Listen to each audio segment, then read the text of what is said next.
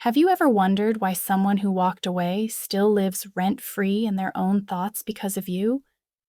Not because you chased, not because you begged, but because you disappeared with dignity. Think about that for a moment.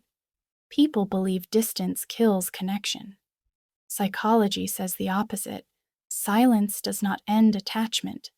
Silence amplifies it. When an avoidant leaves, they tell themselves a story. They say they needed space. They say they needed freedom. They say emotions were too heavy. But what they really needed was control. Control over feelings they never learned how to process. And at first, it works. They feel relief, no messages, no expectations, no emotional mirrors forcing them to look inward. Their nervous system finally feels calm. They believe they escaped something dangerous. But here's the truth most people don't understand. Avoidants are not calm. They are numbed. And numbness is not peace. It is delay. This is where the silence begins to speak. Because the human brain is not designed to forget emotional bonds without closure, especially bonds tied to safety, consistency, and emotional presence. The brain hates unfinished emotional loops. It replays them, again and again, until they are resolved. So when you leave quietly, when you stop explaining, when you stop proving your worth, you don't disappear. You become a question. And questions are dangerous to the avoidant mind. At first, the thoughts are subtle. A random memory, a familiar phrase, a feeling they cannot name. They brush it off. They distract themselves. They tell themselves it means nothing. But the mind remembers what the ego tries to erase. The brain starts connecting dots. It compares the silence now to the emotional safety then. It notices the absence of pressure, the absence of judgment, the absence of someone who saw them without forcing them. And slowly, without permission, you return. Not as a person, but as a presence. This is where power shifts. Because avoidants are wired to suppress, not to feel. They learned early that closeness equals danger, so they built walls. Strong ones, silent ones, walls that protected them from disappointment. But you didn't attack the wall. You didn't demand entry. You didn't force intimacy. You simply existed with consistency. And that is what breaks the system. The mind cannot categorize you as a threat, but it also cannot erase you as insignificant. So it loops. Why do I think about them? Why does this feel unfinished? Why does silence feel heavier than connection? This is the moment they don't talk about. The moment after the relief fades. The moment distraction stops working. The moment night gets quiet. Because silence removes stimulation. And when stimulation disappears, the mind turns inward. That is when suppressed emotions surface. That is when they realize something unsettling. They are not missing you because they are lonely. They are missing you because you represented emotional regulation, safety, stability, something their nervous system recognized as calm. And that realization is uncomfortable because avoidants fear dependence more than loss. They would rather lose someone than feel emotionally exposed. But now, the thoughts won't stop. They replay moments they claimed didn't matter. They analyze conversations they said were forgettable. They feel emotions they never gave language to. And the worst part, they cannot control it. Avoidants rely on control to feel safe. Control over emotions, control over distance, control over vulnerability. But thoughts don't obey ego. Thoughts answer to attachment. This is the moment of silence, not between you and them, but inside them. And if you stay with this video until the end, you'll understand something most people never realize.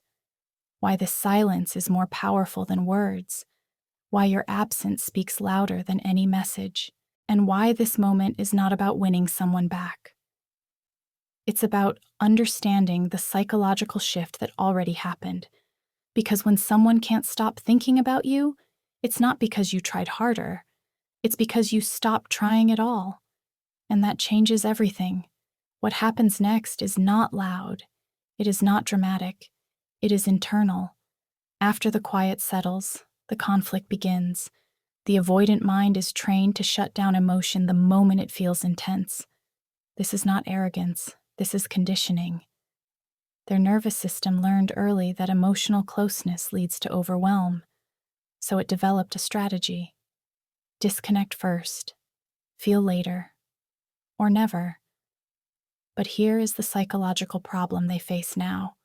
The disconnection already happened, and yet the feeling did not disappear. This creates friction inside the mind.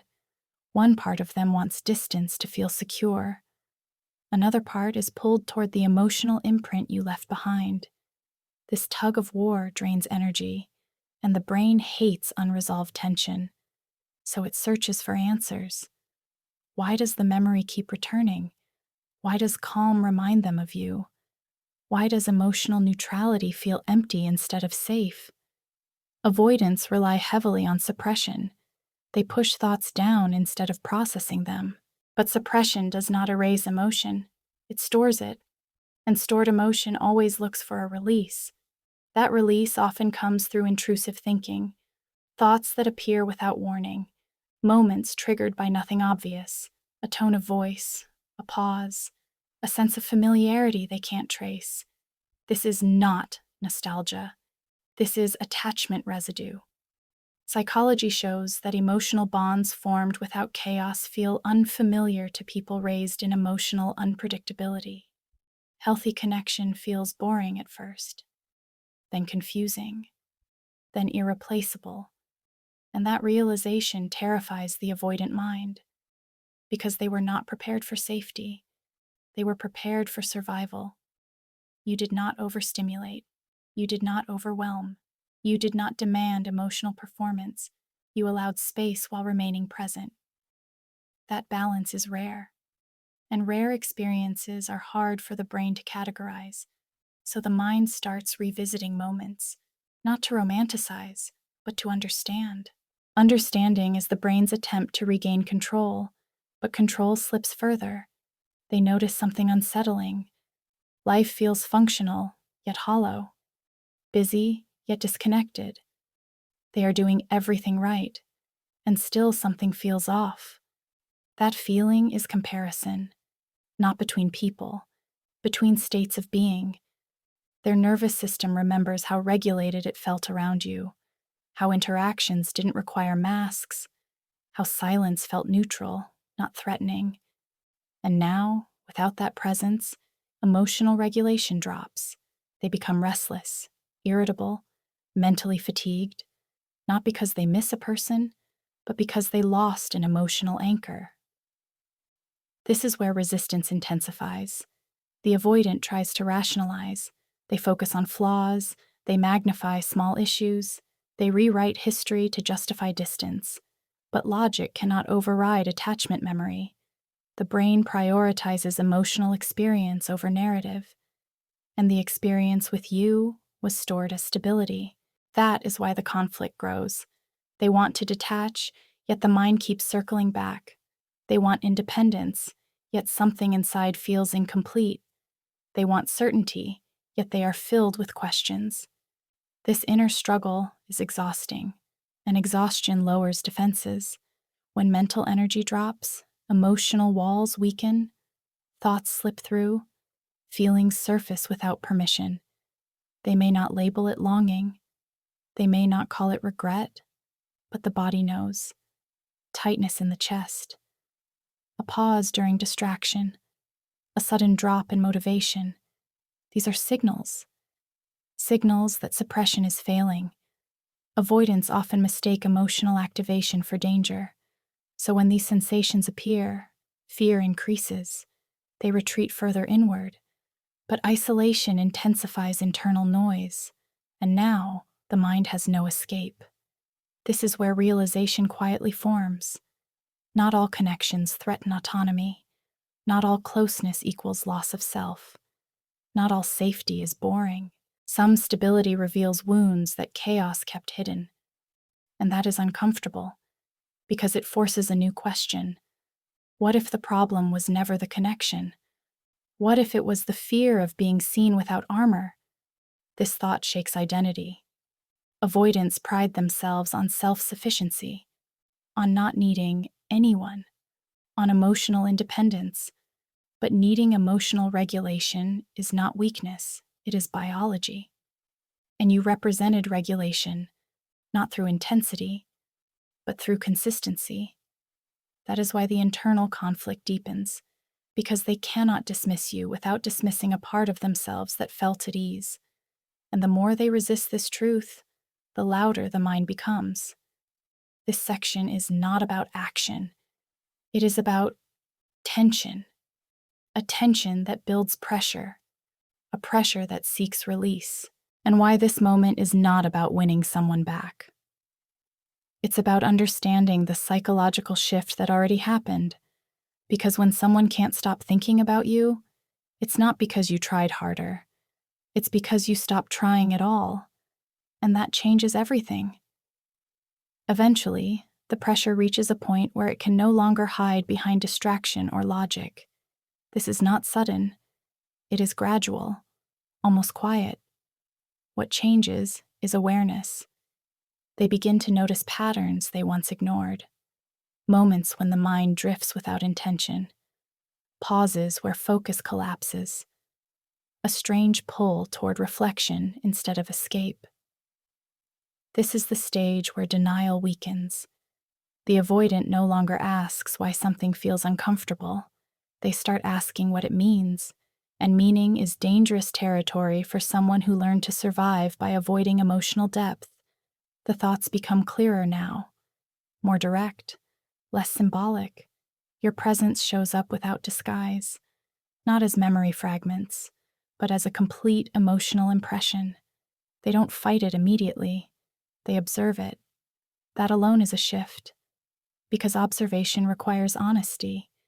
They notice how calm felt around you, how interaction did not demand performance, how there was room to exist without explanation. This is when a realization forms, slowly but firmly. They were not overwhelmed by closeness. They were unfamiliar with peace, and unfamiliar sensations are often misread as threats.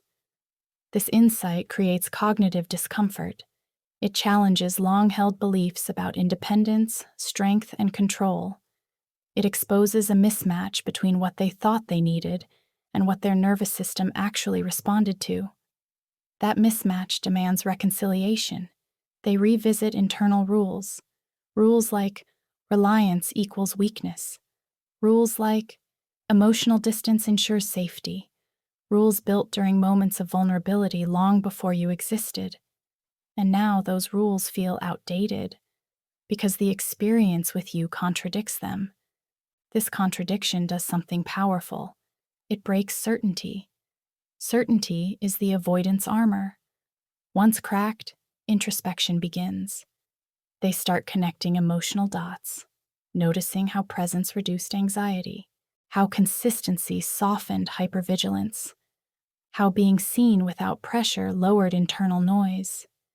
These realizations do not bring comfort, they bring exposure, because exposure leads to responsibility. If the connection felt grounding, then walking away was not neutral. It was a choice with consequences.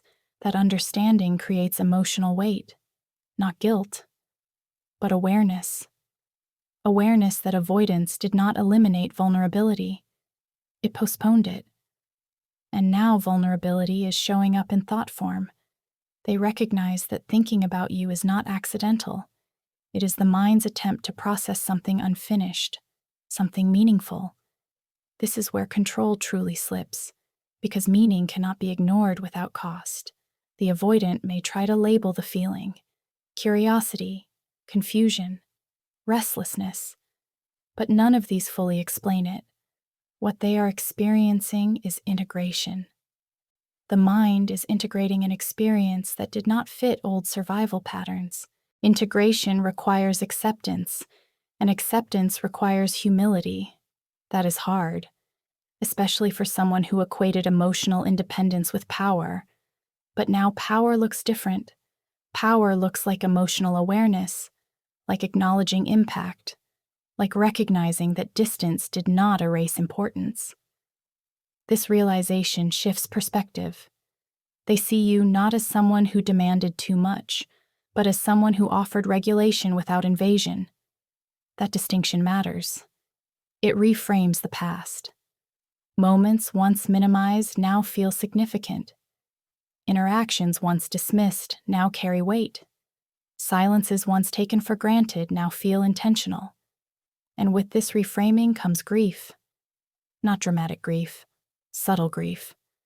Grief for something they did not understand while they had it. This grief does not lead to immediate action. Avoidants rarely move quickly once awareness arrives. They sit with it. They analyze it. They feel unsettled by it. But it changes them. Because once the mind recognizes emotional safety, it cannot unlearn it.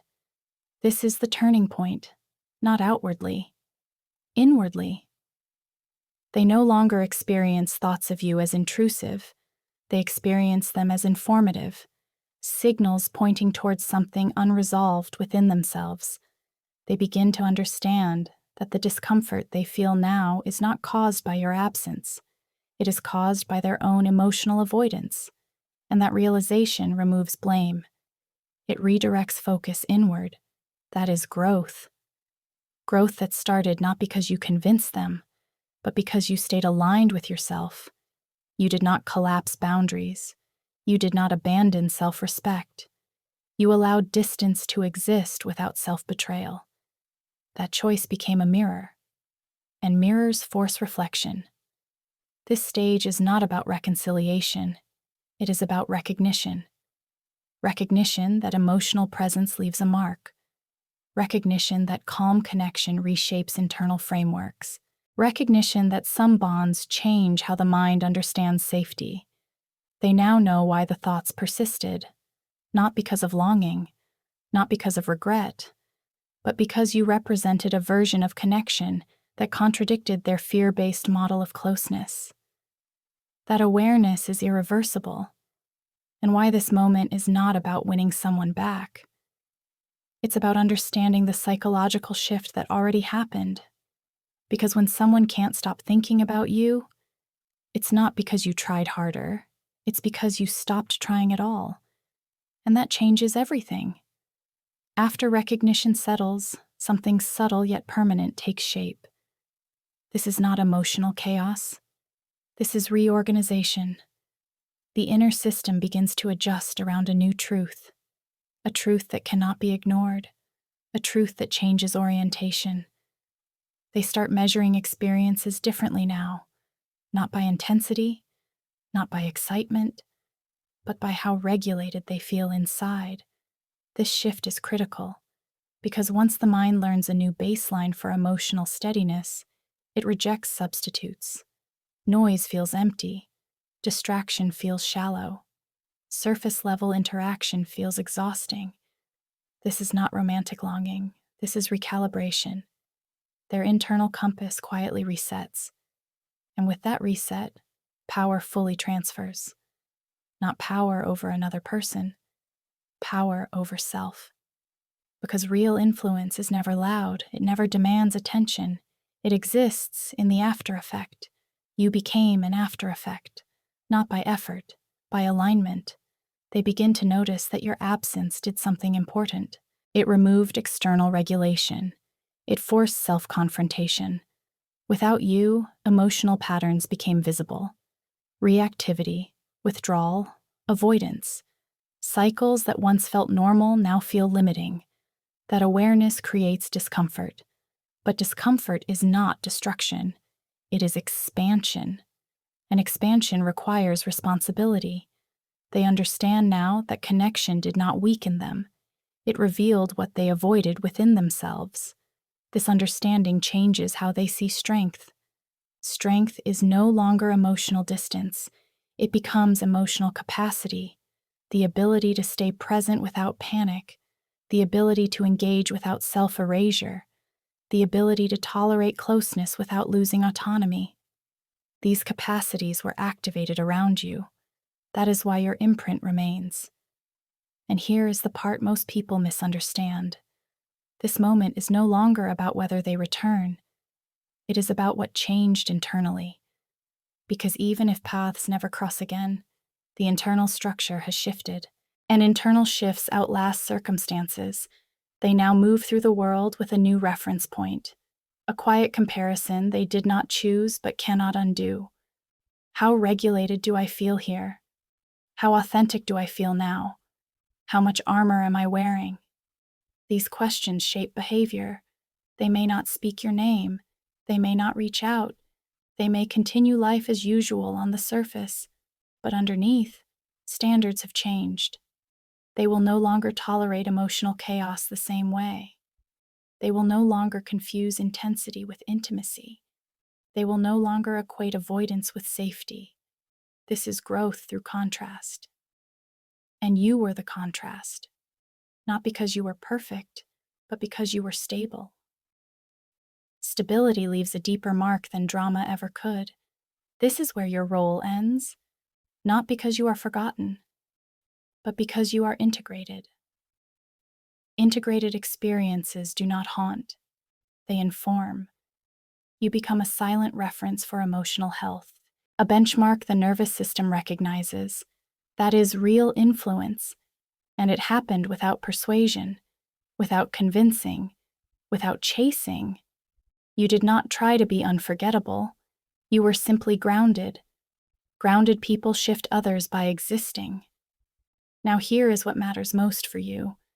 This entire process did not require your effort. It required your restraint. You did not collapse when distance appeared.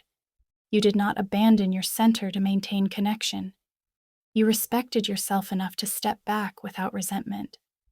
That self-respect did more than any words could, because self-respect communicates value at a nervous system level. The avoidant sensed it, even while pulling away, and that is why the imprint formed. This is the final transformation, not theirs, yours. Because once you understand this dynamic, you stop seeking validation from outcomes. You stop measuring worth by response. You stop negotiating your boundaries for reassurance. You recognize something deeper. Presence is powerful, but absence with integrity is stronger. You learn that the goal was never to be chosen. The goal was to remain whole. And wholeness attracts reflection. Whether or not they act on their awareness is irrelevant now. The internal shift already occurred. And more importantly, so did yours. You no longer wait to be understood. You no longer explain your value. You no longer chase clarity from someone who fears depth. You move forward regulated, centered, intact. That is the highest form of influence, because when someone cannot stop thinking about you, it is not because you tried to stay in their mind. It is because you stayed true to yourself. Recognition that some bonds change how the mind understands safety.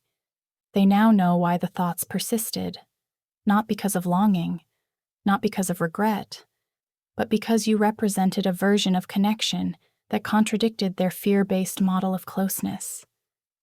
That awareness is irreversible, and why this moment is not about winning someone back. It's about understanding the psychological shift that already happened. Because when someone can't stop thinking about you, it's not because you tried harder. It's because you stopped trying at all. And that changes everything.